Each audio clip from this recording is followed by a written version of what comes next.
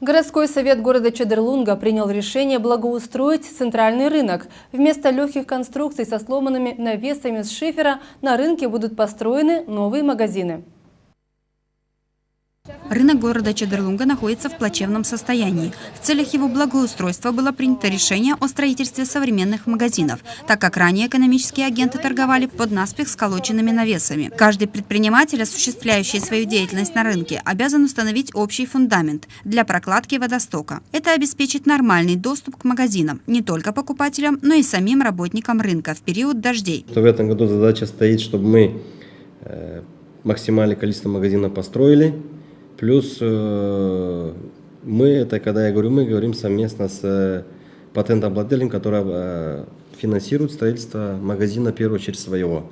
Примария возьмет на себя затраты, связанные, мы уже проект оплатили, по водоотведению, потому что эта проблема очень острая. Лужи и грязь и отсутствие элементарных условий стало одной из причин отсутствия покупателей. Продавцы приветствуют инициативу совета и примарии города. Мое мнение, что вот нужно, чтобы не раскладываться каждый день, это очень даже нужно.